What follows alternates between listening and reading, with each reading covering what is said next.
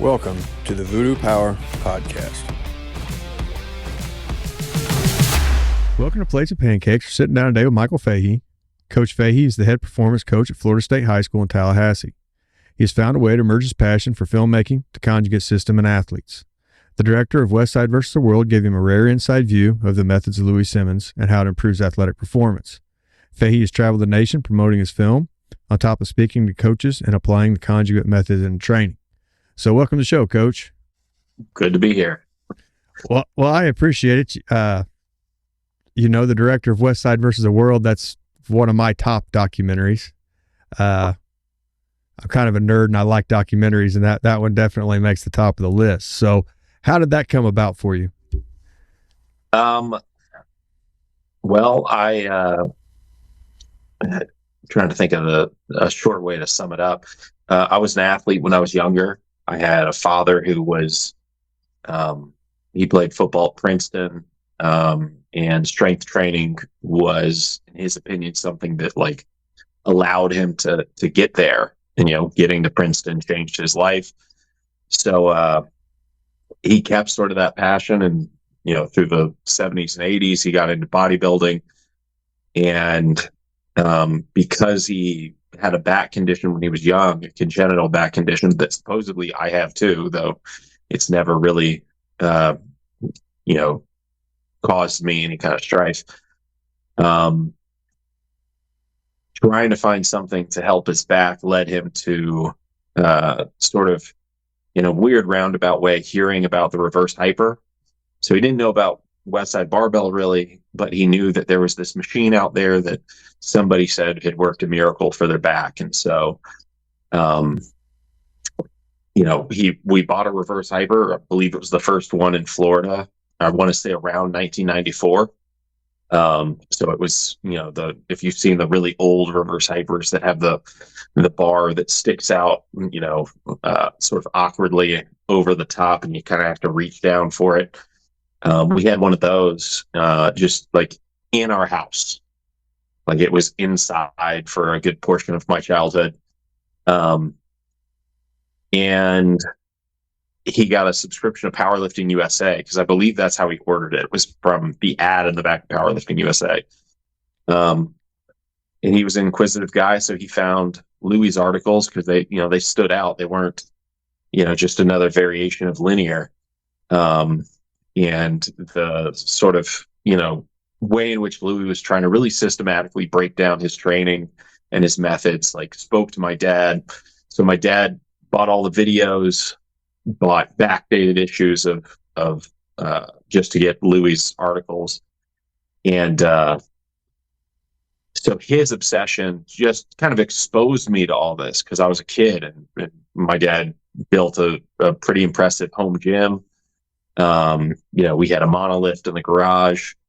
Neither one of us has ever competed in a powerlifting meet, even as I'm wearing a Gear is Undead shirt that I made up for the 2019 WPO that I was selling out there. But so neither one of us ever did powerlifting. But as I got older and started to get into football and throwing, those were kind of my two good sports. The same way that training had been this vehicle that my dad used, because he grew up real poor, and if they didn't find a way for someone else to kind of help him get into college, and though he went to an Ivy, so he didn't get a scholarship, just that opportunity to get into that school and be the first person in his family to go to college. And then for me, what I assumed was that I was going to sort of follow that path, and, always intended to maybe try and play in the Ivy Leagues as well. Had a bunch of offers to most of the Ivy Leagues, and a couple other D1s that could hand out traditional scholarships. So, training completely changed my life. And my dad's connection to Westside completely changed my life, because when I was 12 years old, I made the junior Olympics for shot put, and it happened to be in Cleveland. And so my dad agreed to chaperone the trip with our track team because he figured, Cleveland's in Ohio, Westside's in Ohio. They got to be right next door. So we drove, while the rest of the team went to the track, we drove a couple days down to Columbus from Cleveland. And, in that old blacked out strip mall, the strip club gym, as we kind of say in the movie, that's where we literally went and, met Louie and met Dave. And from there, meeting Dave Tate, he came down and did 3 seminars in 4 years in our garage gym down in Tallahassee. So some of Elite FTS, some of Dave Tate's first seminars where he traveled off site and really got out of that Ohio area. They were down in Tallahassee, Florida, in our home gym with no AC, having to roll the garage door up. It was just a 2-car garage. And we had people from as far away as Australia, come in because they had the same thinking that my dad did, only it was, well, we're taking the kids to Disney, or at least we can convince the kids to go to Disney. And Disney's in Florida, and Tallahassee's in Florida. How big can Florida be? Turns out it's a really, really big state. But so yeah, I just had this really weird sort of childhood connection through my dad and just through circumstance. So I grew up where Conjugate was my native tongue. And, I remember I got kicked off my high school football team, I think 3 or 4 times because I didn't train with them.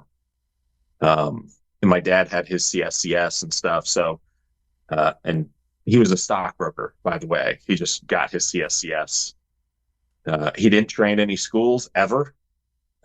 He just trained people in his garage. So it was very much a thing of just, I'm going to get this because I can.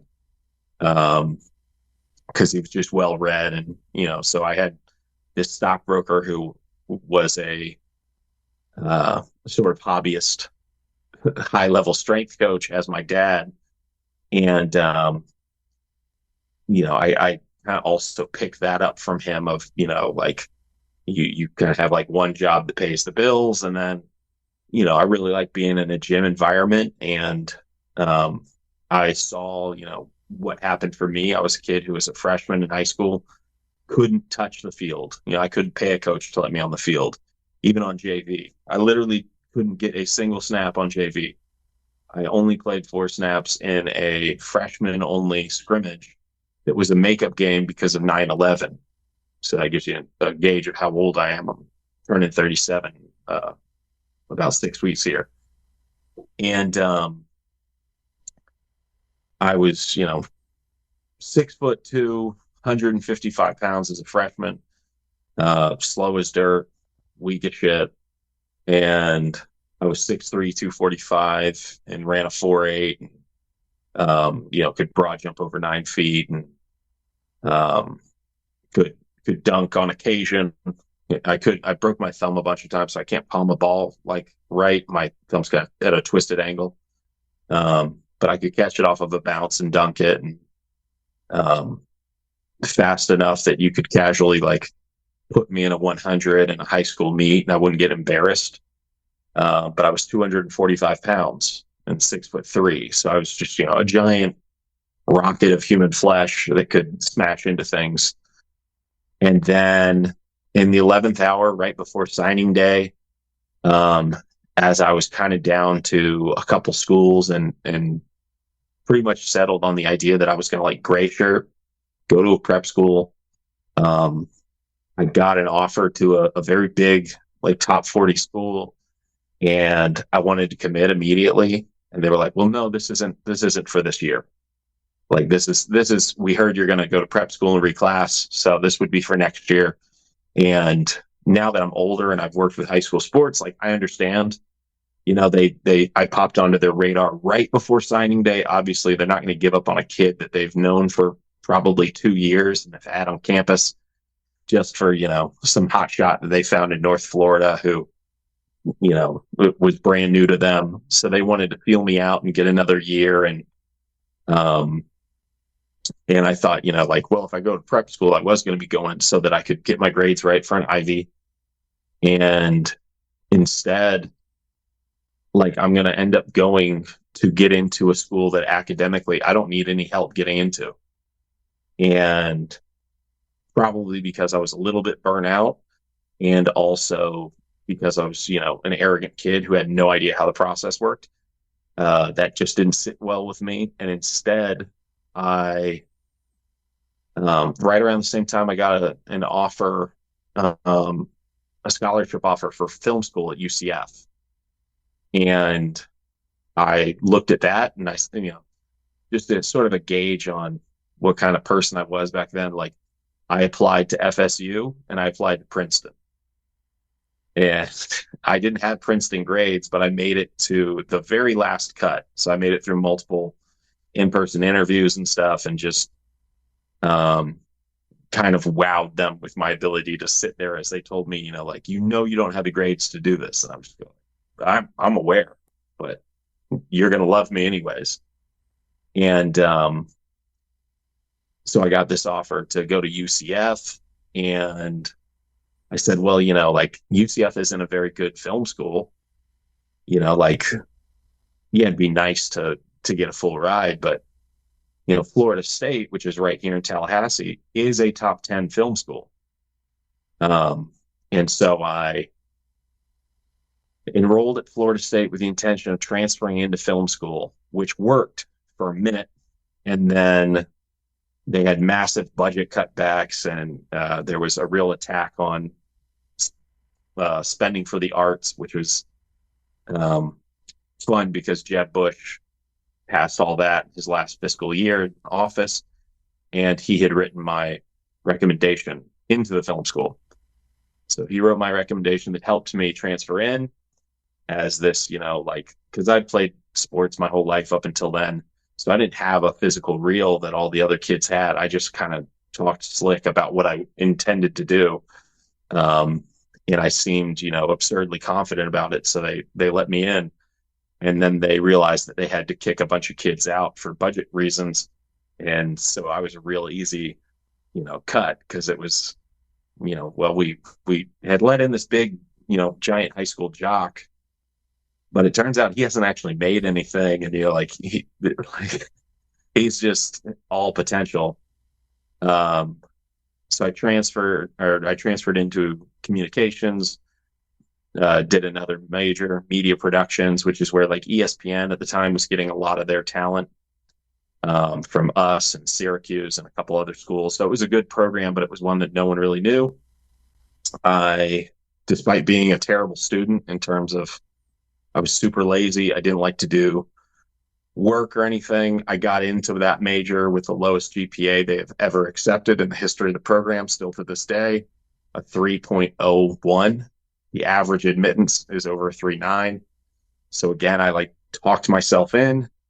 But once I got in, for 2 straight years, I had the highest grades in my class, graduated number 1 overall within the major, won an award, lost the physical award somewhere, moving, went out to LA, got offered several jobs, several internships. And then I had one that was, they told me that there was no job that would come from it.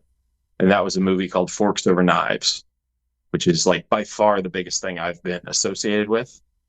But it's one that's people don't like to talk with me about it. A vegan documentary, and sort of probably the most pivotal and influential vegan documentary in terms of getting, making plant-based diets and that kind of terminology a thing. We've done a partnership with Whole Foods and stuff. So it was this huge, for 5 years, it was done most watched property on Netflix, or not 5 years, maybe 3 or 4 years. But it's to this day, probably the most watched documentary in Netflix history. And I fell onto it as an intern, and then people just started quitting, and the project was running long. And so eventually it was me and the executive producer who would stop by every, couple days and kind of check in. And they had kind of just relinquished the whole project to me. So I was editing this project that I thought was going to go nowhere, because I didn't even want to be an editor. I wanted to like write. I thought I was going to, be like the third Coen brother or something. I wanted to write, like the Big Lebowski and, you know, um, Blood Meridian and stuff. Like I wanted to do dark, suspenseful thrillers and quirky, offbeat comedies with really dry humor. And I took that job because they said that my desk would be next to the writer and director. And he basically quit. So it was just me in this weird apartment by the ocean in Santa Monica. And I thought, wow, this is a train wreck. No one's ever going to see it. And then I bounced around to the NFL Network and did a bunch of Travel Channel stuff. And just my career, like, never really felt like it got like a strong foothold. I was always like very close to these larger opportunities and stuff. And I would always wear a Westside hoodie. And I wasn't as big as I am now. Like I'm 6'3" still. I'm 280, 285 pounds. Before Westside versus the World, I was like low 200s. Pretty skinny, relative, but in LA, I still looked like pretty big. It was clear that I had an athletic background and stuff. And it was very rare for someone sort of that deep onto the production side of things to have that kind of a background. So it would always come up, like people, I'm from Florida. Like you don't even ask people if they played football here. You assume that they did and they tell you if they didn't. California was the exact opposite. Like I just assumed like, even if you weren't an athlete, like you played on your high school football team, right? Like you may have been a kid who was on the bench or, hated it or whatever, but like that's what everyone did. And I get out to LA and people like, did you like play sports? And I was like, well, yeah, obviously, like what high school is, a kid my size going to walk around and a coach isn't going to try and get you to play something. But I'd wear the Westside hoodie when I would edit. And that always caused people to ask me questions about it because, not only is it like very aggressively styled, and not only was I like a small giant in most of these places, but like it had the obscene testicles on the back, which I hope they never get rid of that. But so people would always, they just see my back while I'm editing and stuff. And I'm trying to show them new cuts and all they're doing is looking at my back like, God damn, why does that thing have testicles?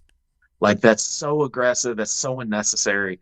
But that would lead into question, like stories about, well, it's this gym up in Ohio and it's, full of all these maniacs. And it's kind of run by this like Hobbit genius troll who,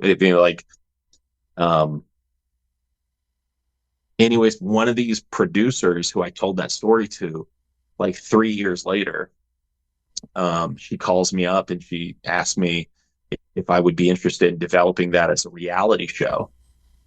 And I was like, man, that's really cool. They were throwing money at me to do this. And I was like, this is awesome, but it's not enough money for me to call Louie. Because I started thinking about it. It's like, he's going to just shoot me down and, like I'll get maybe 2 months of rent and then it'll be done. And so I started thinking about like, well, how could you do it? And they wanted to do a TV show, and TV, like they want to shoot a season, basically 3 months. And they have to, that's why reality like oftentimes sucks, is because they have to kind of stage things to make sure that something happens on the days and times when the camera's there.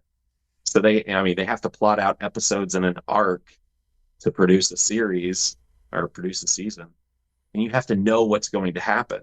And you don't have time to like get invested in the culture and learn about like the inner workings of powerlifting, because I could tell them like, well, this is what's probably going to happen, and 3 weeks out, they're going to be doing Circa Max and someone's going to have a really shitty day. And, like that's going to shake their confidence. And then they're going to, then they're going to try and cut too much and their gear is not going to fit when they recomp and all these things are going to happen. Like I could tell them that and they don't know what any of those words mean.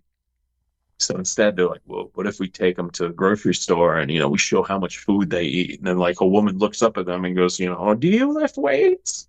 And they're like, well, what if we just create all of these terrible, cringy moments like that? And I was like, yeah, I don't want to do that. I want to do something that at least has the ability to like preserve some of what I think makes the story cool. And for me, like I could do that because I knew that story, because it was so intertwined with how I grew up and my dad's obsession. And, I had been to the place and I had met the people. So I was just sort of like uniquely positioned to do it. And I thought about like, well, if you could reverse engineer it as a documentary, it could work. And then one day my dad was talking to Louie, and I was working on a Bobby Bowden documentary at the time. This is like 2014. And uh, my dad basically pitched it to Louie and said, oh, my son's got this big idea that he wants to do a movie on you and stuff, which I had said like, oh, it'd be cool. Like I want to keep it in my back pocket, the opportunity to do something like this, but I don't want to. I want to get all my ducks in a row and then present it so that he'll say yes. And my dad instead just was like, I'm going to ask him. So, and he didn't tell me he was asking him or anything. So he asked Louie. Louie said he'd talk to me, and then we set up a phone call like just a few hours later. So I didn't have any time to prepare. And Louie started the conversation by saying, so you want to make a movie? And before I could respond, he said, well, let me just stop you there. No. And then we talked for an hour. And then he sent me a bunch of books and asked me to read them. And I read them twice, and I called him back and we talked for 2 hours. And eventually one day we talked for like 4.5 hours. We had these every 2 weeks, we were calling each other. And we talked for like 4.5 hours. And finally I had to get off the phone, and I said, Louie, like you keep telling me no, but I think you want to do this. And he said, well, I think I could see how we could do it. And I said, well, like, here's how this is going to go. I'm going to catch you on a day where you're just in the right mood and you say yes. And then I'm not going to call you for a long time until I'm ready to come out. So like, I'm going to get it, like, it's like Seinfeld. I'm going to get the yes, and then I'm going to, gracefully exit, get the answer that or Moneyball, get the answer that you want, hang up the phone. That's a Fincher movie. I also like Fincher. But yeah, so it kind of worked like that. It took about a year until I could actually get up there and start shooting. And then a whole bunch of shenanigans happened, and I got kicked out of the gym several times. Always got let back in. And eventually, through hell or high water, a movie was born. Ron Perlman did the narration. That was a weird story in and of itself, how we got Ron. Almost had Anthony Bourdain, which was like a bucket list, but not for that project. Just for my style of writing. He was someone that I always like wanted to read my words. Yeah, so I just took this thing that like I knew about, and I knew that lots of other people didn't, like in terms of the scale that you typically want for a documentary. I knew that many people didn't really know about Westside. But again, I've never powerlifted, and I know about Westside. Like, it's cool as hell to me. The producer who called me, years later about the reality show, that was a woman who was a vegan, who had never done an organized sport a day in her life and grew up with hippie parents in Simi Valley, California. And that story that I told her just in passing stuck with her so much that years later she called me up. We weren't working together or anything. Like, we had both, our careers had gone in separate directions. We worked on different sides of the city in like different, I was at that time working on more sports driven stuff and travel stuff, and she was working on more sort of traditional reality. I was like, well, damn, like, if that story sticks with her, it tells me two things. Number one, that story has legs. And number two, that I can be the person to tell that story. Like, because that's her whole job, is finding stories and discerning what can sell and what won't. And she had I wasn't meaning, like, I wasn't trying to pitch her or anything. I was just explaining the hoodie and trying to make her, like, laugh and lean in, like, as I'm explaining it. So that gave me a lot of confidence, and I quit everything else, and I raised a little bit of money, and I took my savings and I went out to Columbus and shot for a few weeks, and then bounced back and forth between some other projects to pay the bills. And yeah, that's, and we did 1 million views on YouTube this year, and we did like 5 million or something on Netflix in 2019 when it came out. And my next movie got funded basically immediately, and I'm still working on that.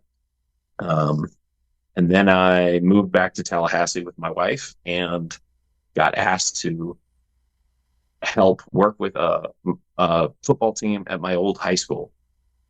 And the first day I thought, well, this is a mistake. And by the third day, I was like, I want to quit everything else in my life and just do this. But it doesn't, in Florida, especially with public schools, it doesn't pay any money. So I immediately started thinking about, like, how can I make a model out of this that allows me me, and more importantly, my family, the, like, financial future that they want, and allows me to train kids in as close to the way that I want as possible. And so I train kids for free at high school. I refuse to accept the coaching stipend, which isn't, again, it's pennies on the hour here in Florida. And I set up 3 other businesses that do other stuff kind of out the back end, where I monetize what I know, again, without charging people for it. And again, I just sort of, like, have always lived by this idea of, like, no individual person is special. As unique as I may think that I am, there's got to be, 100,000 other me's. And if I can sell something that I'm, if I'm interested in it, that means that immediately, like, hundreds of thousands of other people are. Doesn't matter if it's on the stores and on the shelves in a store somewhere, or if it's on your, TV dial, wherever has been. Doesn't matter if it's a completely new construct or idea. Doesn't matter. If you're into it, plenty of other people are. Enough other people are. So then you just have to tap into, how do you make the thing that you want? And then simply, like, the harder part is, how do you tell people that the thing exists? And it's usually just by making something that you're so fucking excited about that you can't stop telling people about it. And so that's kind of how I've lived. I've never really had a real job. I worked in a bookstore for a couple weeks once. It was as close to a real job as I ever had. That's the only time in my life I've been an employee. Everything else has been contracted, self-employed contractor or business owner. So and it was Conjugate the whole way through. That's a little tidbit there. Now, that is one heck of a story. And then ended up where you are now. That's just really unbelievable. And so now you're able to take the Conjugate system to the high school kids. Mm-hmm. How much adaptation did you have to do to kind of make that mold the kids you had? Well, the thing that's, like, important to remember is that, again, I learned the Conjugate system when I was, 14 years old, basically, and from 14 to 18 or 19, I was training in it. So, and I went from, my freshman year benching, a little over 100 pounds to, before my senior year, benching 370.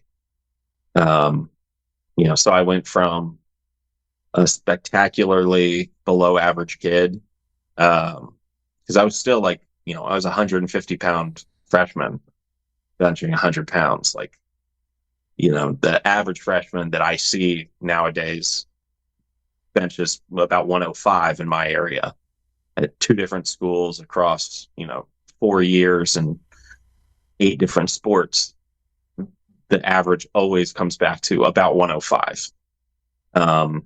And kids back then probably were a lot stronger because they played outside, didn't have phones in their hands. But so I had already seen this model as sort of set up by my dad, who was communicating with Dave Fahey and communicating with Louie pretty regularly. Dave came down, Dave's who taught me how to box squat. I lived where, like, I'd come home and every single day the Westside tapes would be on. So again, this was all like just native language to me. And we really didn't make that many modifications. The biggest one was, which I kind of rediscovered when I went back to the high school, was on our max effort days, we would do triples until I couldn't do triples anymore. And we'd write down that record. And then we'd go above that and we'd do our single. So, and at that time, talking 2000, 2001, I think we were a few years behind what Westside was doing, because again, we're going off of what's getting published in Powerlifting USA, which is probably 6 months behind when Louie actually wrote it, which is about 6 months behind, like he's writing about things that are 6 months old. So you're getting things about a year after the fact, and through, sort of filtered through Louie's unique stylings. And so back then, like late 90s, they were still doing where they would like repeat a max effort variation for multiple weeks. So they hit max effort 2 weeks in a row, the same variation. So that's what we were doing, which I think when I was that young worked really well, because it kind of gave me like a week to kind of like start to know the movement or be reminded of the movement. And then, that would give me sort of a marker of like, okay, if I board pressed 125 the next week, well, now I'm aiming for 130, 135. And by then I'm convinced, I can do 5 more pounds. I can do 10 more pounds. But you know what? I can probably do 10 more pounds than I did last week. But also, I probably didn't actually hit my max last week because it was new to me. So that suddenly that what was a 10-pound jump in my head was really like a 20-pound jump or a 30-pound jump, because I assumed, well, I didn't really know what I was doing last week. But so when I got to training at Westside, and not that I trained like with the morning crew or anything, but I was training while I was, I started back training, and my weight went from 205, 210 to as high as 295. And my bench went from 205 to 455. I've squatted 670 in briefs, and I pulled over 600, and I couldn't pull 3 plates when I started back. So, as soon as Louie started talking to me, I started, training in that Westside style again. But Louie would always say around that time, he'd say, set or singles build reps, reps don't build singles, which makes sense if you're talking about someone whose outputs are actually high enough to like induce the stress and fatigue to create massive adaptations. So if you're a 400 plus, bencher, yeah, you probably don't need to worry about reps. But when I started working with the high schoolers, I saw this instant like stratification of, I had these twins, defensive tackles. One of them, we get there and I go, okay, I want to see where y'all are at. Let's max out. And this is like the second week I'm with them, and one bench is 295 and the other bench is 305. 5 weeks later, the one bench in 305 hit 365 in a meet, and the one bench in 295 hit 335 in a meet and missed 345. And he was about 20 pounds lighter. So I'm having this huge success, got kids who are going from 225 to 275 in a month. But then I start looking down the roster and I'm like, well, I got kids who were at 145 last month and they're at 145 this month. And they've been working right alongside the same kids. Like, why is it not working? And I go back and talk to my dad, and my dad's got all of my old training manuals, or all of my old training logs and, spiral bound notebooks still. So we start going through and, immediately what jumps out to me is I was doing triples the whole way. So I'm getting so much more volume and bait. And I said, well, why did you do this? And my dad, who we always had a copy of Super Training just sitting on the island in our kitchen for whatever reason, because my dad trained people as well out of our house. And so he would have Super Training out, and he, for any excuse he could find, he'd flip it open and he'd say, well, see right here, see, this is why we do this. And the people that he was training would be like, yeah, I don't actually understand any of this or care. Just like make me stronger, get me in better shape. Like, I'm just trying to live, because mostly he wasn't training athletes. And then he'd be training me and my friends, who, like everyone in my training group, ended up excelling in sports. And most of them most of them played in college, and most of them didn't try to do film school out of nowhere. But my dad's telling me, well, brief maximal tension. And at the same time, through my time at Westside, Louie had encouraged me to reach out to Jared Bidney. And I'd gone to explosive mechanics a couple times and seen Jared train. And, I knew that he was this huge advocate of brief maximal tension. And like listening to my dad, I was like, oh shit, we were doing, like, that's what we were doing. We just sort of, and when within this framework of what we thought was max effort, and also that, like, I'm a really curious person, and I'm pretty obsessive and have a pretty good memory, especially when it comes to numbers. If you can put numbers or like a label on something, then I remember it. And I'll remember it like forever. Like, I remember stat lines and stuff from like rec league games. And I remember, like in the same way that they'll show like LeBron breaking down a play that happened hours earlier, and like the details so vivid, he remembers where everyone was and stuff. Like, that's how I was, like, on the playground. Like, the most boring, mundane shit, I can give you a perfect play-by-play rundown on it. And so I always knew my numbers, and I always knew my training partners' numbers and stuff when I was younger.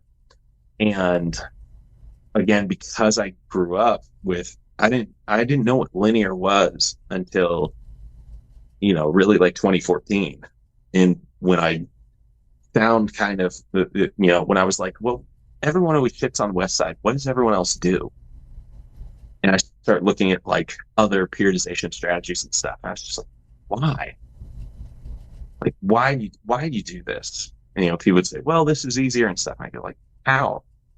Or, no, that's too complex. And I go like, no, it's not. But like, complex to me is like, just way more variables, like having to orchestrate multiple people doing something on a film set around, or on a set around like a live sport, where like you're having to react to a whole bunch of situations that may or may not happen, or playing football where like, your responsibilities change, and the spatial sort of the displacement on the field changes based on each player's decisions, like on the fly. I'm like, the barbell's the barbell. Like, the weight on the barbell is the weight on the, like, I'm like, safety squat bar, squat. We had multiple safety squat bars. We had multiple cambered bars. We had buffalo bars. We had straight bars. I was like, it didn't matter what bar you gave me, or whether it's front rack, Zercher harness at what height. or a front squat harness, or like, it didn't matter which variable you changed. Like, are my hips and knees extending at the same rate? Okay, cool, I'm squatting. Is my stance close or wide? I'm squatting. The same way as, like, if I was playing defensive end, does this tackle have short or long arms? Is he one of those guys, like, should he be playing tackle, or is he one of these undersized kids with like a lot of heart and moxie who's gonna hold the shit out of me all night, but get away with it? Like, every single football play, all the variables change all the time, but there's constants to it. Like, it's they're running or they're passing, or it's an option but it'll end up as one of those, like the ball's crossing the line in someone's hands or through the air. It can happen a million different ways, but it's one of those two things. So that's how I looked at training. It's like, we can do a million different variables of everything because the underlying action is the same. And that's how I was like broad. That's also why I have like such varied sort of career pursuits, because to me, it's all the same. Everything is conjugate. Marketing is conjugate. Storytelling is conjugate. Everything that I work on is basically like mixed media. So it's all conjugate. Everything is conjugate. Relationships are conjugate. You have to feed like the needs of, your wife on different levels all the time. You can't say, for 3 blocks or, for this block, we're going to work on this part of our relationship, and the next block we'll get into that. No, like, everything is, I have to eat breakfast, lunch, and dinner every day. It's all conjugate. But then I start working with kids and I realize, like, oh, most kids aren't like me.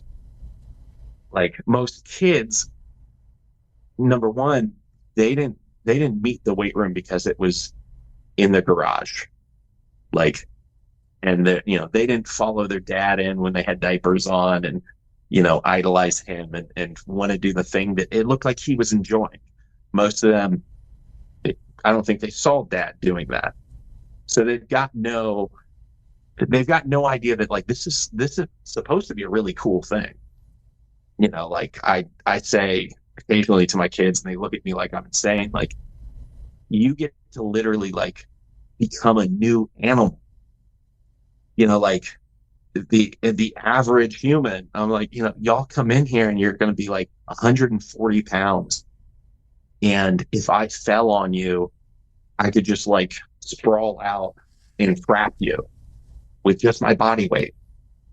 But after like 2 years, you're going to physically look different. And then emotionally, like, your confidence level, everything's going to be way different. And like, so that's the coolest thing to me. So I tell my kids all the time, like, it's like we come in here every day and we're playing like creative player. You're getting to adjust your sliders every day. Like, you don't have to go to the EA store and buy some Vic points for your 2K My Player or whatever. Like, you get to just come in here, and after a couple months, like, your arms look a little different. Girls start looking at you like you're standing taller. Everything is, and coach is putting you in. And so, after a while, maybe other coaches with, logos and visors and hats from other places are showing up and asking questions about you. I'm like, you get to change what you can go from a shrimpy little kid to like a stud. And it doesn't take anything except for you to show up and sort of systematically move some weights, just to accumulate stressors. But I realized, like, most kids don't start from that point of view that I did. And a lot of kids, they've already had bad experiences in the weight room. The weight room's already been used as punishment for them. They've already had, some coach who is scared to do any work himself, but yells at them for 30 minutes about toughness. Which I don't even believe in toughness. That's a thing we can get into at another point. It's just, you do shit or you don't do shit. Like, you can make a big deal about it and, pretend you're in a movie montage, or you can just realize that, like, every day people have to do things that they don't want to do, and they just do them. They don't even stop to say, oh, I don't want to. They just do it because it's easier just to get it done and be done with it than to have that weird conversation in your head about like, am I going to be a warrior? Just get fucking through it. But so anyways, I start working with the kids and I realized that number one, like most kids aren't sort of like ambitiously high strung as me, as detail oriented as me. They don't remember their numbers. So after a couple weeks, I was like, all right, I'm going to start charting all of your numbers. So I've got a clipboard and I've got, I started with one of those notebooks that has the graphing papers that had lots of little cells. And so I'm keeping track of feedback. I'm the hive mind in the middle of it. So now it's, everyone's running my recipe basically. And if my recipe is right, when you got 40 kids in the room, like, yeah, some of the kids are going to give you better effort or worse effort. It doesn't matter. You got 40 kids in the room, you got enough kids that if it's right, people start seeing results very fast. And very soon you're able to isolate like, okay, now with the kids where they're not seeing the results, let's start talking to them about why. Oh, you train with 2 other trainers after this? Okay, well, here are your options. You can come in here and work and go backwards. You can come in here, not work, and maybe still go backwards. Here's why, because those 2 trainers aren't talking to one another. You're doing 2 full workloads, and neither one of them are using like math or science to push you forward. Are they writing your numbers down? No. You know your numbers? Do you know that they know your numbers? All right, then you're wasting your time. Like, are your grades awesome? No. Cool. Then you're also putting stress on your schoolwork. So you got to be here anyways. Let's start reducing stresses in your life and start figuring out what are you doing that's interfering with the inputs. And then the big thing was just like, when we do max effort, which we don't really even do a lot of max effort now, we do mostly brief maximal tension. But it was realizing like, okay, until y'all get strong enough, like we've got to, if you're not strong enough to create the stress, then you can't get that adaptation. You can't create the stress that elicits the adaptation. So until we get to that level, we need to work within what kind of stresses can you create. So it's all just adaptive math. None of these kids had good work capacities. And again, most of these kids, they're usually starting from this place of like weird resentments and anxieties within the gym because again, they think that like, oh, I'm going to punish them. And I tell my kids all the time, like the only punishment I'll ever give you is tell you that you have to leave. And if I tell you have to leave, don't fight it, go. Because I'll tell you when you can come back. But if you don't fight it, I'm going to let you back maybe the next day. And if you show out and try and like throw a fit with me, I'm going to go, okay, he's really not mature enough for this. Like, let him go be someone else's problem for a month. And if it continues to happen, it's, I'm going to have the conversation with your coach, like, hey, you need to figure out what you want from him because he can't be in the weight room because he's decided that he's going to be in the way of everyone else. And my coaches are all very supportive of that because they watch me and they realize like, oh, this is like fun for you. And when the kids, we get a lot of kids who like, they want to, if I would come in on the weekends, they would come in on the weekends. So some kids come 5 days a week, and the only reason they don't come 6 is because I won't unlock the gate for them. So you see the kids who have fun, the kids who don't, and the kids who don't, it's usually like just trying to get past either some bad experience they've had or trying to establish some level of trust, just to let them know, like, hey man, I don't like, I was telling someone this week, like, I don't even care if a kid respects me. Like, you can think I'm a clown, you can make fun. Like, I don't care at all. Louie used to say, like, I'd take a broken nose if I got through to a guy. He's got all those stories of like Matt Dimmel just kicking his ass in front of his other lifters, like embarrassing him. And he's like, but he squat 1,010. Like he would trade that every day. Like, I would trade I'm like, number one, y'all can't humiliate me. And like most of my kids, they don't, it eventually got, I've been at the school for my third year at this school. I was at another school for 2 years prior to that. And only very recently, when my movie got on YouTube for free after being out for 5 years, did some of my kids start to watch Westside versus the World. So they don't know, like, they don't understand I've been through Canada and the US talking about this stuff. They don't understand, like, the coaches who are on my Rolodex, like, they don't care about any of that. They go, oh, you've gone to Australia? They don't care why I went. Like, they just assume, like, oh, he went on vacation. Like, they don't. I've had kids. I had a kid show me a video of Dave Hoff and ask me, like, if I'd ever heard of this guy. And I was like, he was literally with me in Tallahassee like 6 days ago. And y'all are like, that's the homie. That's like my friend. And they're like, yeah, sure, you don't know him. Like, so just, they don't care. It's, you could be, I used to know people in LA who were like that, who were like famous, that, like, we couldn't hang out in public, but their kids didn't understand that they were famous. It's like, you can't be a prophet in your own, in your own town. You can't be cool in your own house, so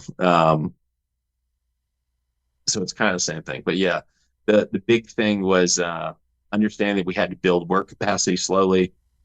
And that kind of goes back to like Louie telling stories of like, well, Louie and Bob Youngs both used to tell the same story of how when Bob first came to the gym, Louie told him, like, you're going to do max effort and one other exercise, then you got to leave. And he's like, yeah, but I'm here to train with Dave. And Dave's like, still going. He said, no, you have to leave.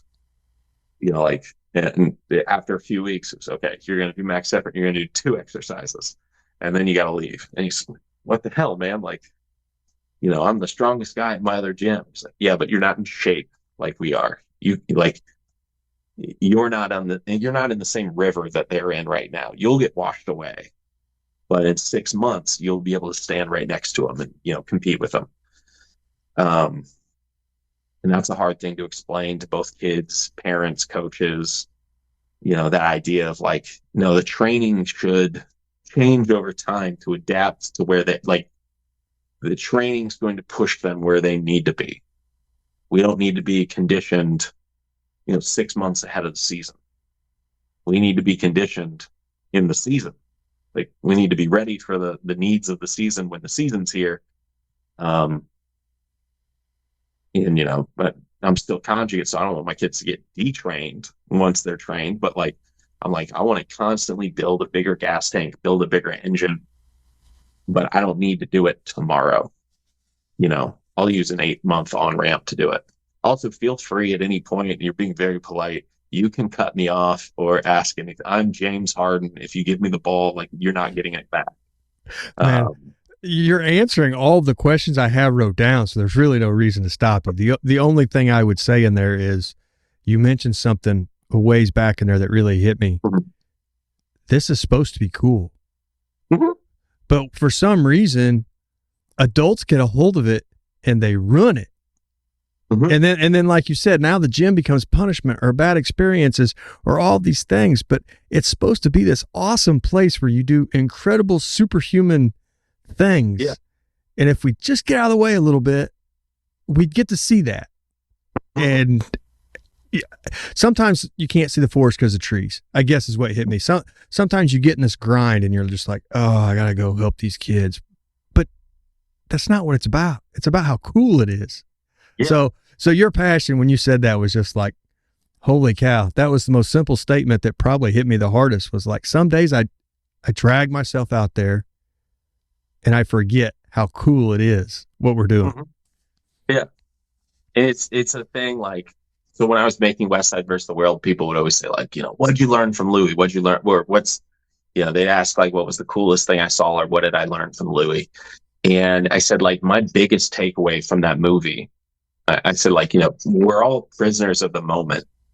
Like, we have this recency bias, like, we're both old enough to remember, like, I'm assuming you didn't have a phone in high school. Like, I got a phone after football season when I was a senior. And again, I'm 36. Yeah, you're a little younger than me, so I didn't have one until a few years after high school. Yeah. But now, like, the school that I'm at, it's K through 12. It's a public school. It's a small public school, but it's K through 12. So I have kids, I've had elementary schoolers come in to train with me and stuff. And normally, like, when the elementary schoolers and the sixth graders can get there, like, they're super geeked out. Like, they just love that they can do something that, like, gets the energy out. But yeah, like, they've got phones, and you think about, like, you think about all the things that have been normalized over the last few years. Things that 10 years ago you would have never thought would ever, like, things that, all these little transitions of technology that we've had, transitions of transportation, like, it was only a few generations ago that, like, people dressed up to go on airplanes because, it's a classy thing because only the rich could afford it. And so you didn't want to look, poor when you rode an airplane. Like, that extended all the way up through, like, the 90s and into the early 2000s. Like, men would still wear suits to get on an airplane. And now, like, people walk in with a pillow around their neck and a hoodie on and stuff, and which is fine. Like, that's how I do it. But it's just, like, how that expectation changes. Gosh, where was I just going? Gosh, I was really excited about what I was going to say, and I got just one track too far off. But yeah, like, it should be a cool thing. And I guess, sort of to what I was saying, like, how quickly things become normalized.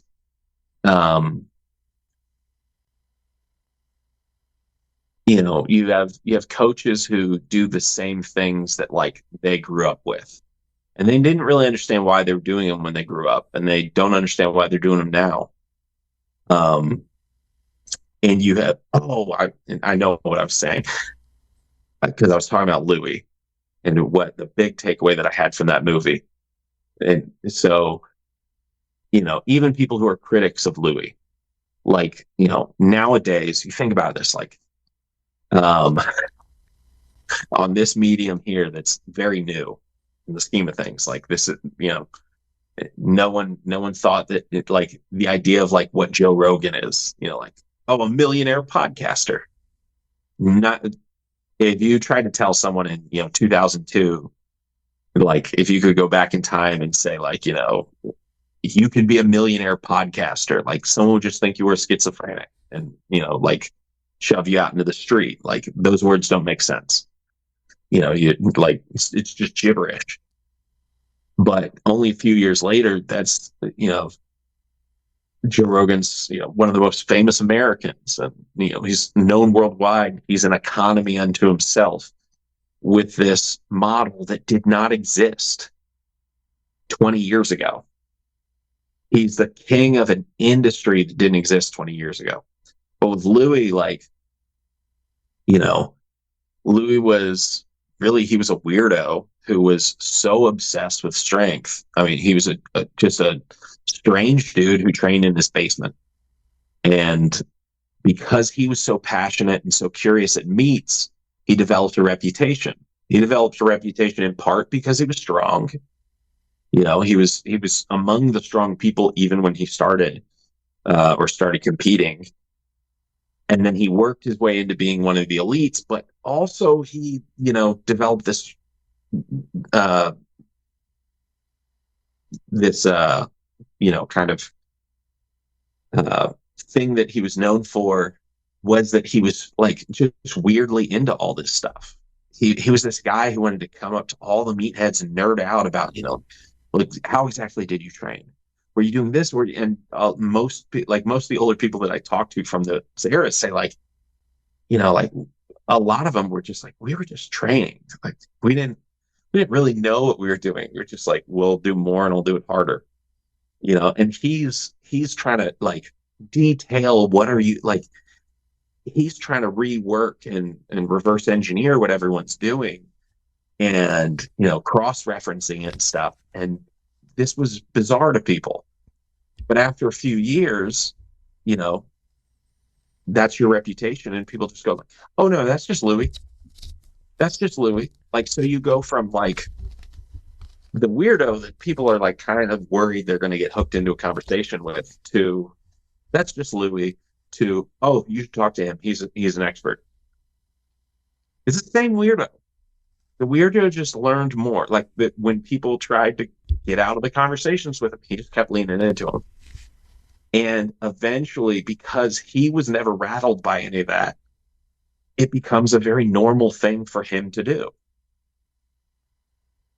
And then eventually, like, he starts writing about it. There weren't a whole lot of people writing about strength.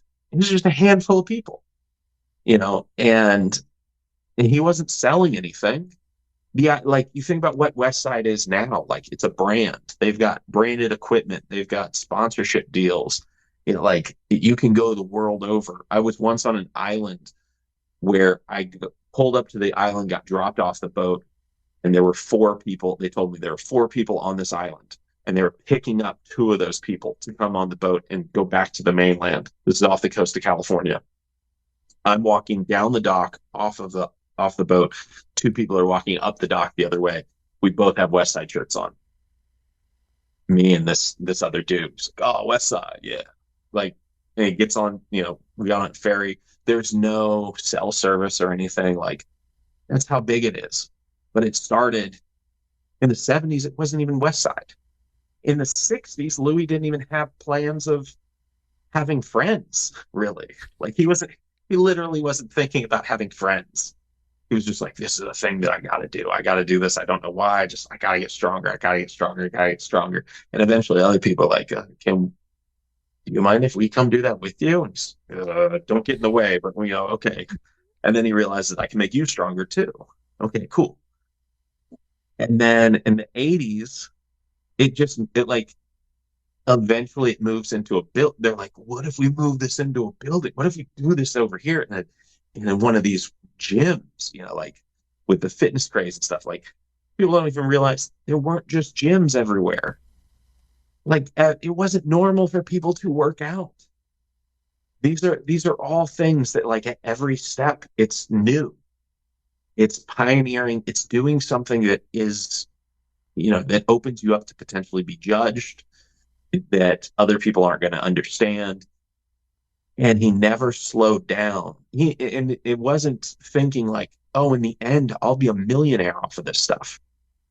I'll make millions of dollars every year and do what I love. It was literally just, he's like, I'm going to work because you have to have a job. That's what people do. You have a job. But every moment of the day, my mind is actually here. And so I'm just going to be over here. And eventually, like, people want to buy things from him. People want to buy the knowledge that's just been burning in his skull. And there was no Westside before Westside. There was no think tank of strength back then. It was literally just Louie and then a few people who gravitated and glommed onto Louie. And now all of a sudden you have this small clique of people who are just like, how do we get stronger, man? How do we get, what do you think? What do you think? I was reading a book I had some books I heard that there's some Russian books. I don't know Russian, but let's find someone who will translate the books and let's pay them to, like, you think about this. This is insane. This isn't a business model. Nothing about this premeditated.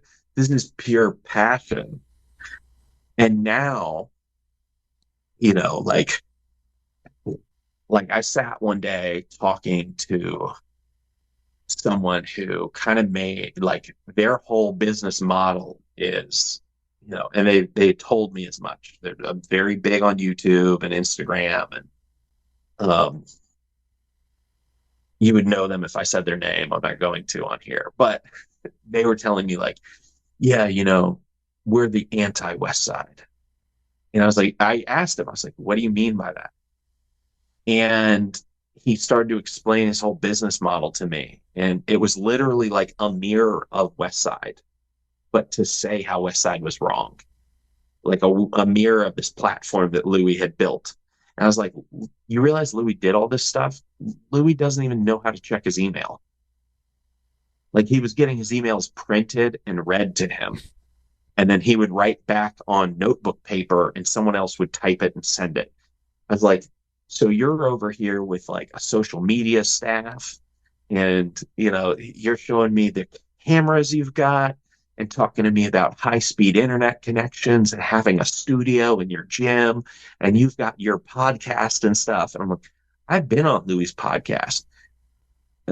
Like, he didn't know what a podcast was. He thought it was a waste of time because he couldn't figure out, like, why are we always doing this? Like, why do we have, let's be in the gym. Like, let's have this conversation in the gym. He didn't understand, like, no, dude, tens of thousands of people are listening to this. Louis didn't know, like, I don't know how long in his life, the last, 3 decades, like, how many months would you have to string together in order for him to see tens of thousands of other humans? Like, he didn't go to concerts.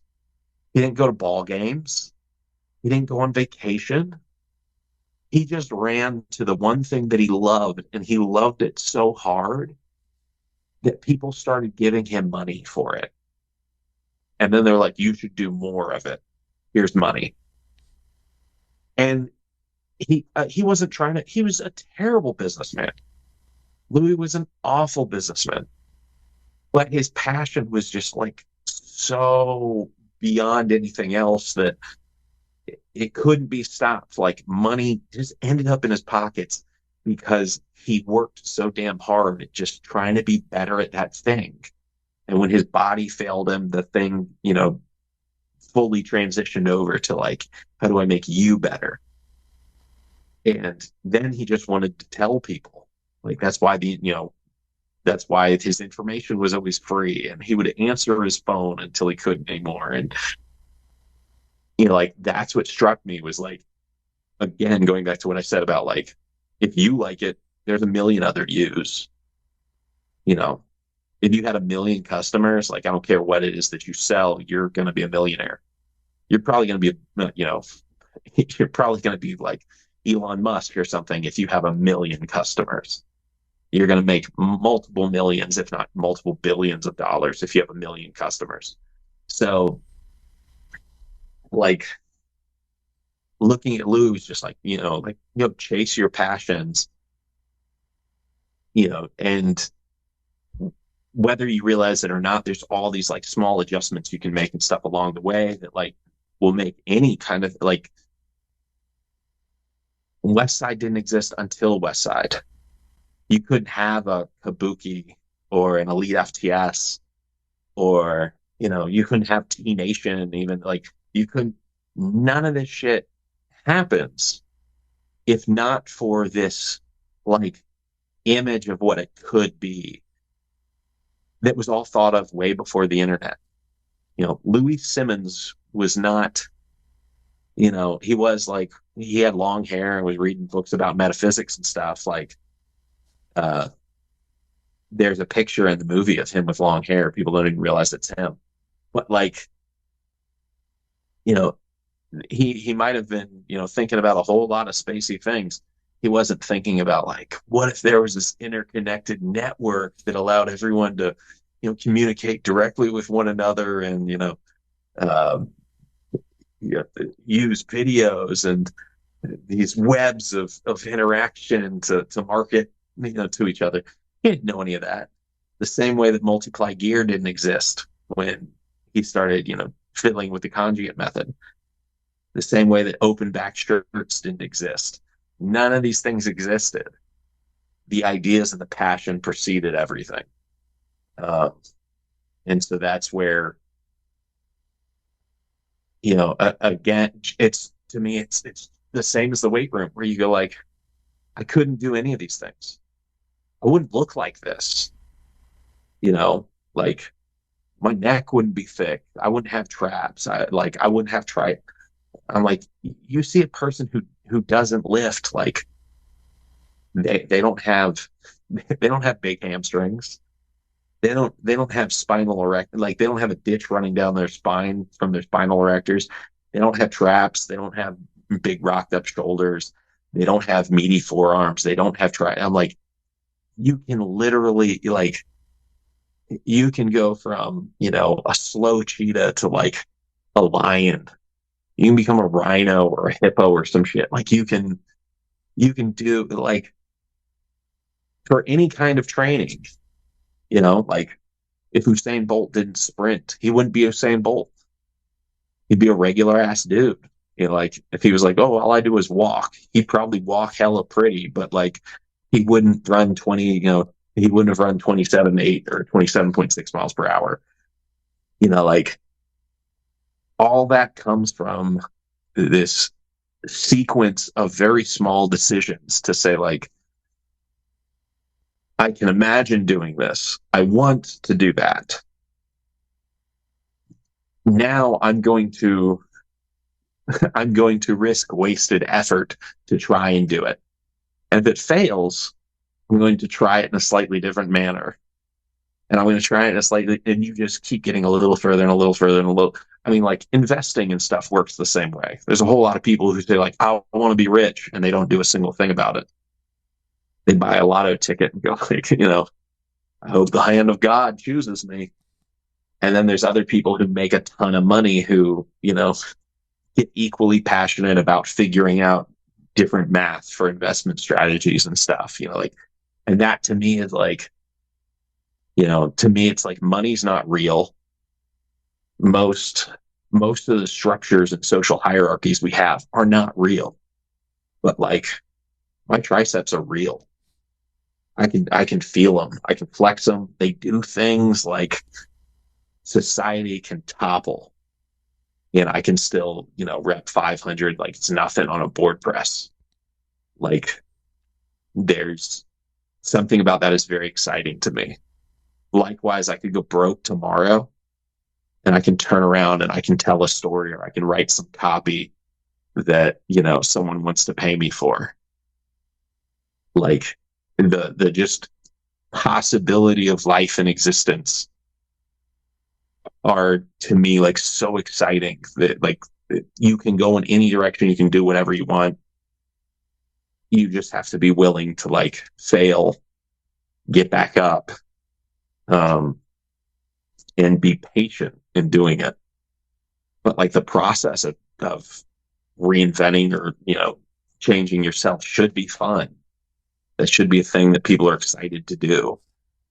And that's what we're supposed to be teaching these kids. Mm-hmm. But I think we fail there a lot of times too. I think we end up almost boxing them in. Oh, you can't do that. Oh, you can't do this. So how do you take what you've learned and your experiences, and the world's wide open and you can do anything you want to do? How do you instill that into your athletes? One thing, again, it's a thing that I saw with Louie and that Louie talked to me about, was like, you have to, because again, when I was making the movie, I didn't think I would get into coaching. Coaching was something that I always thought would be like my fallback if I failed. And instead I was like, oh, this is the thing that I love. It's funny, like I had never been a filmmaker when I thought that. And then I got into filmmaking. It's like, I don't actually like this that much. Like, it's cool when the project is done, but doing the project sucks. Versus coaching is just like, game day is cool, but Monday afternoon is cool too. And Sunday afternoon is cool. Like, every day is cool. But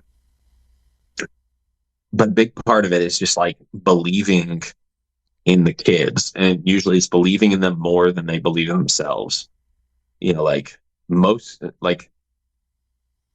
everyone wants to succeed. Everyone wants it. And then very few people believe that that is actually an option for them. You know, I had a kid, my first day that I went into coach, this kid weighed like 120 pounds. When we would jump, he'd fall over. He jumped 22 inches on a just jump mat. 14 months later, he jumped 37 inches.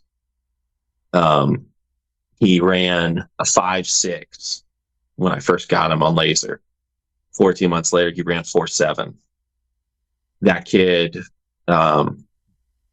went to college this year, and he was a kid who, when I arrived, the coaches told me, don't get too attached to him. This was like, what do you mean? Like, does he have leukemia or something? Like, what are you talking about? He said, well, you know, like, we're going to tell his parents that maybe this isn't the sport for him.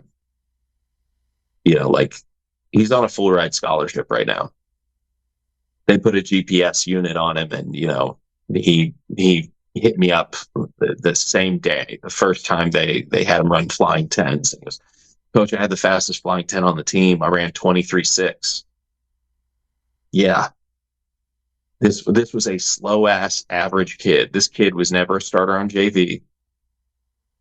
And you know, as a junior, he transferred schools, and I don't think was even a full-time starter there.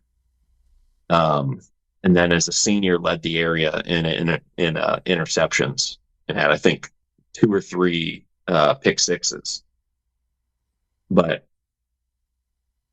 it just, you know, he was the hardest working kid that I had.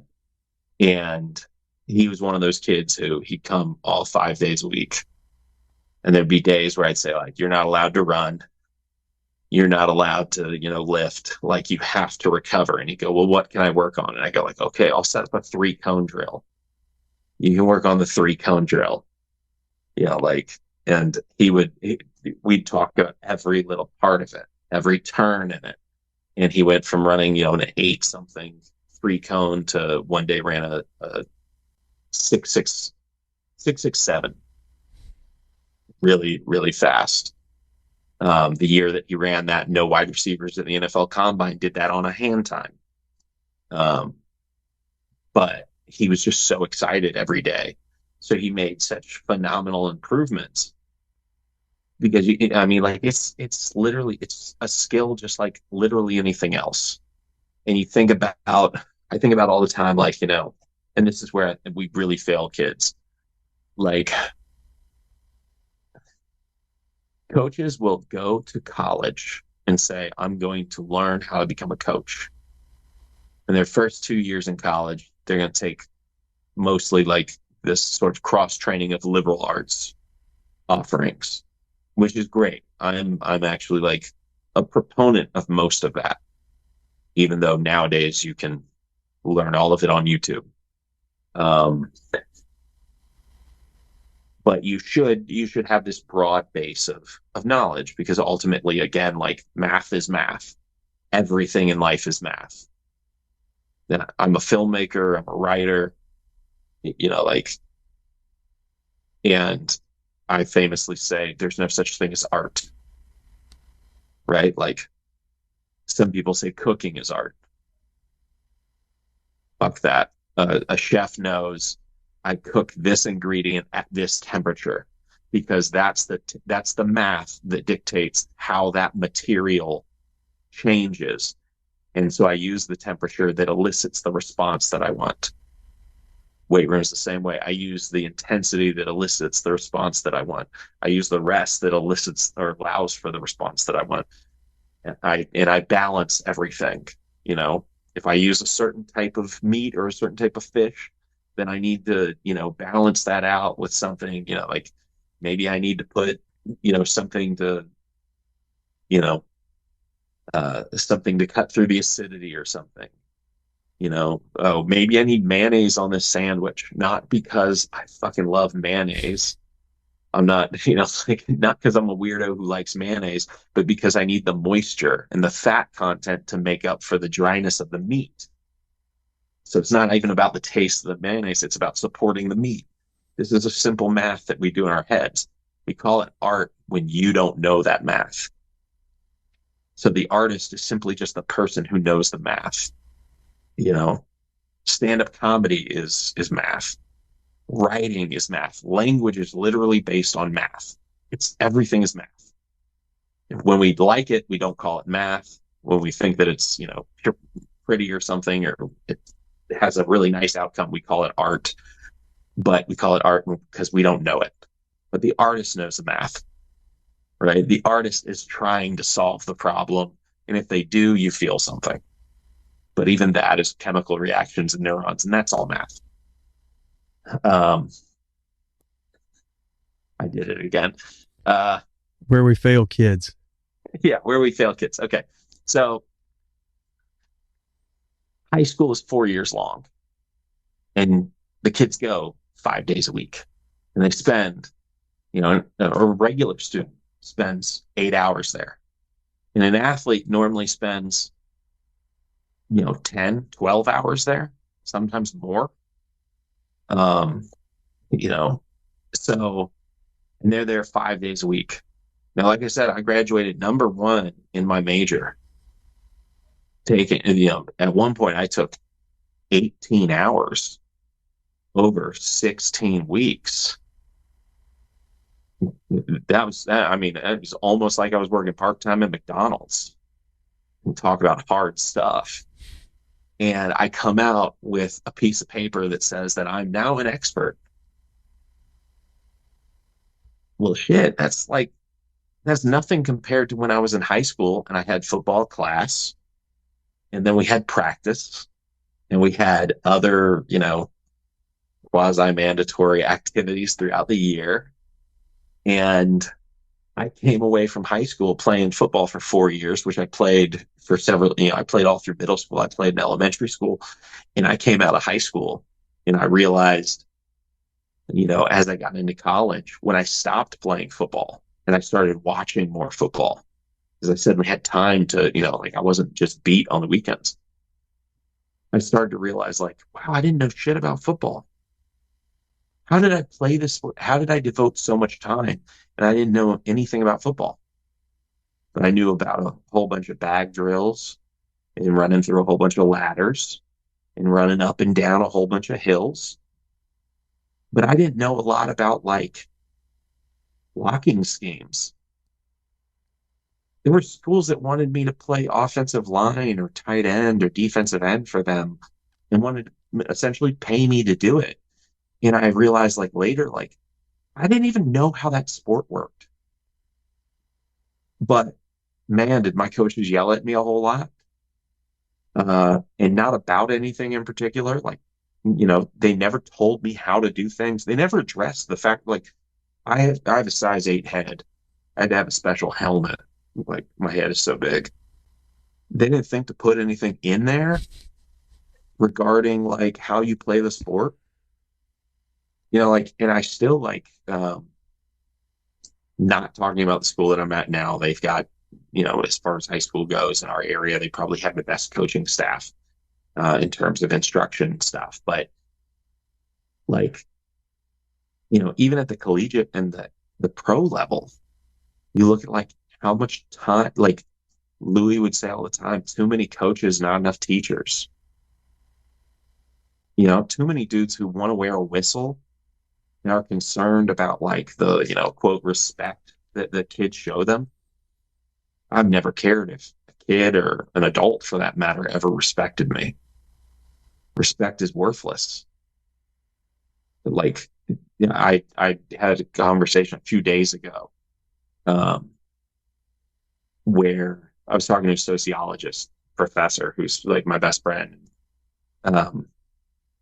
We'd been talking, and then I'm talking to some coaches, and I see someone asking, like, well, how do you get kids to respect you? And it's just like, I've literally never thought about that. I've never thought about a single soul respecting me. Like, I couldn't imagine slowing down to have that moment, to have that dialogue internally. And I thought, like, what does that even mean? Like, how can someone even show you that they respect you? Like it was just so weird to me to actually stop and think about, like, what does that mean? And I thought about it, I was like, I don't think you mean respect. I think you mean validate. And I was like, so let's put it that way. Ask me the same exact question, only say validate, and recognize how soft you feel embarrassed to ask that question. How do you get your kids to validate you? Because that's a lot of coaching. Like, I know a lot of people, if enough people listen, I know a lot of people will be very offended by that point. That's kind of why I started the podcast. I started coming up with these ideas, and I wanted to ask people so that we could do things better at the gym. Mm-hmm. And you start talking to these coaches, and you're like, okay, in your sprinting work, do you do this? Do you do that? Do you do this? Well, I don't know. We just run. Yeah. And it didn't take very long before I figured out, hey, I need to find people that know. And then so you start talking to coaches, and then you start finding some of the great coaches that I've had on here, and all of a sudden they start explaining stuff, and man, my whole world just it got amazing. You're talking to people, and you're like, you're in high school, you're coaching high school, you're a freaking genius. Yeah. But the world don't know about them. They're just like Louie. They're in there doing their own thing. They're just grinding, and they're just cranking out freak athletes just because that's who they are. Mm-hmm. So I agree with you 100%. We got to find a way to teach them just a little bit more. Yeah. Well, and because you can, I coached JV for 2 years just because the school that I was at, like, literally just needed another warm body. They probably need like 6 other warm bodies, but I was like, well, I train these kids so much. When the season starts, we're doing these like 30-minute workouts and stuff before practice, but like, I want to help these kids as much as I can. So, if I pour into you, like, if I give you anything, I'm going to give you everything.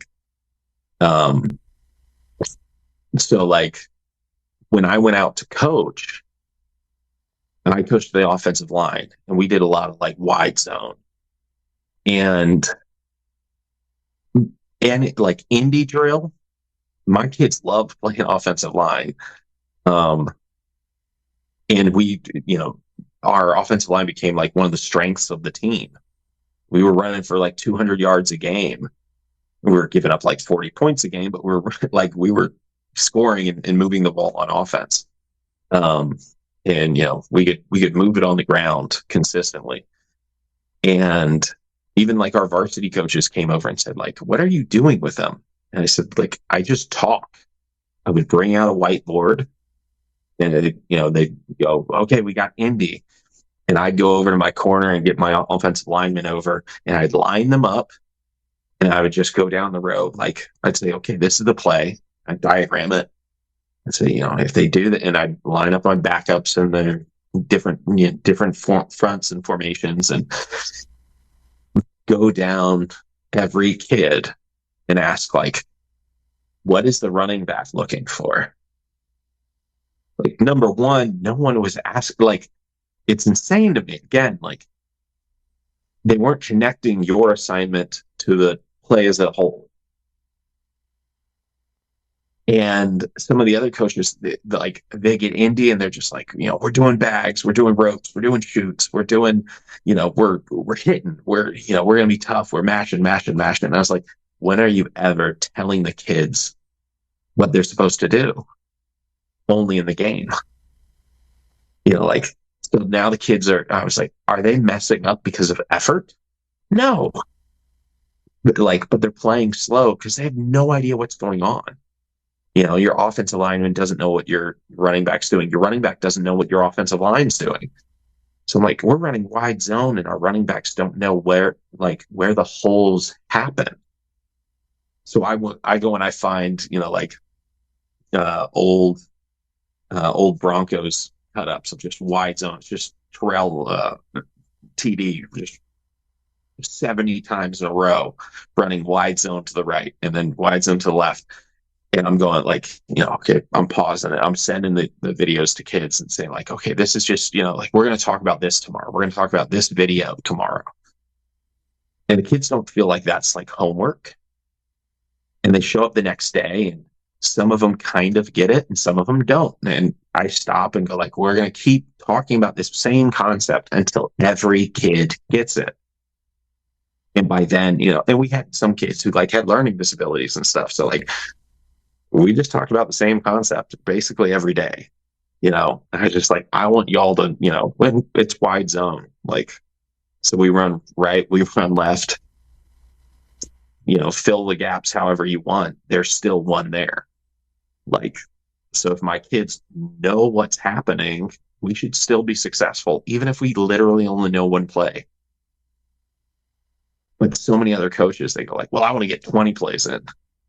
I want to get all these different fronts and formations in and stuff. And you go but you haven't done a single thing well, right? The kid has no base. You have to, my kids have to know how to box squat. That's the base of our program. If you know how to box squat and you know how to jump, then everything else is pretty easy. If you know how to bench, then if you can bench press, then you can board press, then you can incline, then you can do dumbbells. You can do everything if you can do one thing competently. But they're what if we can do 50 things incompetently? How much is that worth? And you go well, I don't know. I've never gone to a restaurant and said wow, your menu is so large. Are any of these dishes good? No, but there's so many of them. How much are you willing to pay me tonight? I'm leaving. That's what no, I want to go to the place that has one special, I want to go to the place that just has a chalkboard that says, today, this is what we're serving. Take it or leave it. That place is going to be good because they're going to do that one thing right. It's going to be unstoppable. And that's the other thing is so many coaches now, we blame kids for this all the time. Which it's an apt observation, but it's not right to blame the kids for it. But kids don't stick with anything. I went to Florida State. I grew up a Bowden fan. I worked on a documentary about him. I was in his house and talked to him and stuff. He has a famous quote that we hear now all the time because of Florida State, because man, they were terrible a couple of years ago. And then they were still pretty bad. And then they started winning some games. But okay, they weren't great. And then all of a sudden, okay, they won 10 games. Oh, they won 13 games. And it was Bowden's. First you lose big. Then you lose small. Then you win big. Or then you win small. Then you win big. And it's the same thing. There's, I would say to our coaches all the time, I'm y'all want to lift 405, but you're unwilling to put 225 on the bar. Y'all want to go straight from 135 to 405. And so you keep getting killed by 405 because you're unwilling to go 140, 145. if you won one game last year and you want to win 8 this year, that's great. I want to win, 15 games every year. I want to hang a banner every year, but we can't focus on the state championship until we can win a second game. And if you're getting blown out every game, if you're losing by 40, you can't really even worry about winning a game. You have to worry about cutting down the margin. Just get better. Just get better and keep coming. But that's sort of the problem, is because you don't have to, like, I've changed careers a couple times already now. And I do even, I was editing earlier today. I was coaching earlier today. I did a consult this morning. I did some marketing stuff this morning. I'll probably do some marketing stuff after this tonight, like for 3 or 4 different companies. I'm doing different things all the time. To me, they're all the same. It's all just, I'm getting excited about something and I'm conveying information and I'm trying to figure out the math of how it works. And I'm trying to just play with the margins. I'm not trying to get you from, a 22-inch vertical to a 37-inch vertical today. I'm trying to get you from 22 to 22.6. Because on average, when a kid hits a PR, for the kids that I've trained for like 5 years, when they hit a PR, it averages 0.6. So I'm just looking for the next 0.6. And if I get 0.1, it's not 0.6, but it's something, and if a kid has a crazy day and they go 2 inches or 3 inches, puberty is awesome, but also there's some training effect there. I have all these files of combine data and stuff. I've combines from middle school all the way through, NFL, like years and years, stacks and stacks, a library of probably 140,000 combine profiles right now. The average in rivals combines, which they do, traditionally they've tested the most kids. The average 7th grader jumps, I believe, 21 inches on a just jump mat. The average senior jumps 25.3. So from 7th grade through 12th grade, through 5 years, they go up an average of 4.3 inches. Why? Number one, they get stronger because they get heavier. And they, if you look at data from esports and stuff, a 19-year-old is slower than a 13-year-old on the joysticks. Your central nervous system is faster before puberty than it is after, because you can't create, you think about, again, being prisoner of the moment and stuff. The moment can be thousands of years because evolution takes, tens of thousands and hundreds of thousands of years.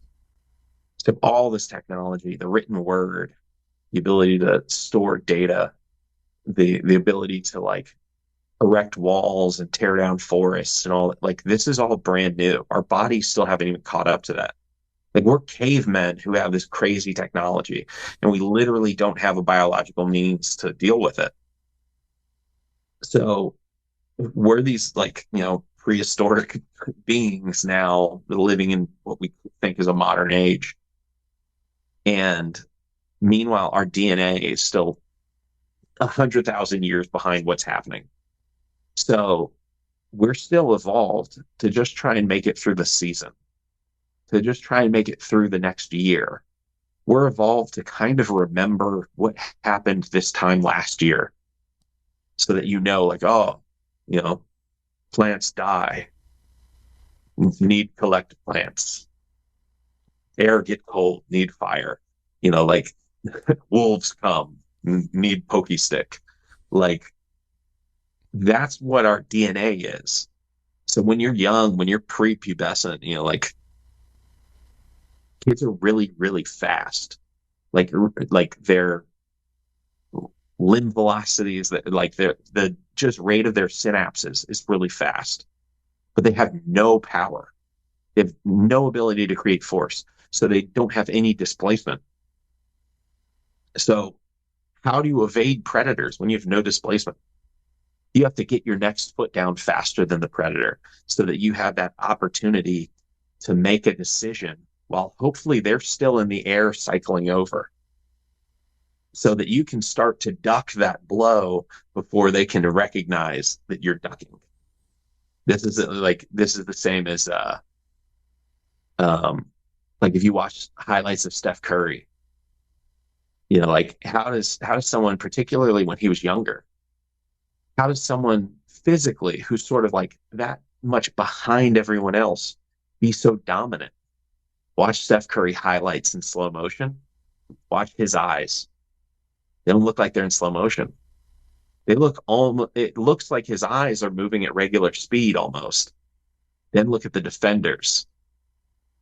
They're trailing him the whole time. They're never catching up to him. He's got the ability to see things almost like a camera. Again, to me, everything is the same. So I understand cameras. So you think about like, on your cell phone. Nowadays, everyone's camera can overcrank, meaning like to shoot at super high frame rates. How long can you shoot at those super high frame rates? A couple seconds. Why? Because it will burn the sensor. The phone will destroy itself. It'll overheat and it'll cook its own sensor, trying to take that many images that fast. It's so taxing on the system that it destroys the camera. So the camera has a limiter, because otherwise your phone would fucking melt in your hand. So so a camera that can shoot for, maybe 10 seconds at 1,000 frames per second, that camera is going to cost thousands of dollars more than like the cheap cameras you have that can maybe shoot 60 frames per second or 240 frames per second, but only for 10 seconds. Like that's when you look at an elite athlete, their CNS, like some people have that super high-end camera that can keep cranking longer. And maybe you can get to 240 and you burn out after a full second. So you kind of get into that zone. You think of like Michael Jordan switching hands midair. Everyone else is reacting slower than him. That's why other just great athletes, physical specimens, can't compete with him, aside from other, soft factors like, just his want and desire and blah, blah, blah. But that's why they can't defend him. It's because even if they can match him physically, there's more variance in the central nervous system capabilities. So their camera can't crank up as high and it can't burn as hot for as long. So he can stay in that flow state zone, little moment, twice as long as you, and he can have every single frame is an opportunity for him to make a decision. But so anyways, all this goes back to, so small kids, their central nervous systems can crank over faster. So, they can zigzag and squiggle away from you. If you've got young kids and you're like, how the hell are they so hard to like wrangle up? They're so tiny, they're not going anywhere, but they're just slippery. Or, a cat. Cats are super quick. I've done ground contact, like sensory studies on just my cats. I've seen my cats hit ground contact as low as like 0.03 or 0.02, like just casually. They're not even running, so it's not even their fastest ground. Like they can get under like 2/100ths of a second. So you're talking like 4 times plus as fast as like Usain Bolt. That's why they can kill snakes and stuff, because snakes, it's a slower frame rate. So humans can shoot faster than snakes, cats can shoot faster than humans, but young children, like they're getting faster up until puberty in terms of how fast they're like what they can see and their little thumbs and the buttons they can mash. As soon as they hit puberty, you got hormones. Suddenly you get stronger, you get heavier. You're not as quick anymore. The trade-off is now you're stronger. So you create so much more displacement. You don't have to take as many steps when your steps can eat up ground. You also are transitioning from prey to predator. You're not having to be evasive as much. Now you need to close the gap so that you can hurt something. So anyways, like we all just assume that like kids are simply getting better because of their hormones and because of puberty all through high school. Most kids are getting slower between their junior and senior year. They're already degrading. That's why older sprinters, to keep up, they can't cycle over as fast. So they cover more ground per step. How is Justin Gatlin better at, like 37, 38 years old than he was at 22, 23. He wasn't quicker. He got rocked up. He just got strong. Like, that's the trade-off you had to make. Carl Lewis, famously, he didn't like the weight room. And then he started to get slow in a hurry. And so in the mid 90s, he learned that he didn't like the weight room, but he had to be there. And he didn't last as long as some of the guys, when that started to happen, he didn't last as long as some of the guys who liked the weight room. They stay relevant. They stay going, like maybe they didn't have the peak that he did. But anyways, this is mostly just me griping about the things that people say that I think are dumb. What you're saying is stuff that doesn't get talked about a whole lot. So, Yeah. I mean, people can agree, they can disagree. That's on them. It's not my job to decide what's right and what's wrong. I enjoy listening to the conversation. It definitely opens up new thought patterns for me, Yeah. Plus I like the weight room. So what you're saying, I'm like, yeah, you're 100% right. It falls in my wheelhouse. So I know it's getting late and you just talked about some other work you got to do. I can't tell you enough how much I appreciate doing this. I'm a huge fan of your movie. The boys were watching it in the gym the other night when they heard you were coming on the podcast. They've watched it 3 or 4 times. There's nothing like walking into the gym out there. They'll have that cranking, lifting weights, in their own little Westside world. But your movies had a huge impact on us, and I appreciate the work you did on it. Oh, thank you. We got to do this again and actually talk about like training. Anytime, man. This was talk, though. Well, yeah, and I'll get there. I have plenty of questions. Don't let my silence fool you. But you were hitting so many good topics, it wasn't worth me jumping in. So, well, Coach, like you said, we'll do this again anytime you want. You hit me up, and maybe when your WPO movie comes out, we'll do her again. So, all right. Continued success down there, and thanks for hanging out so long. No problem. Thanks for having me.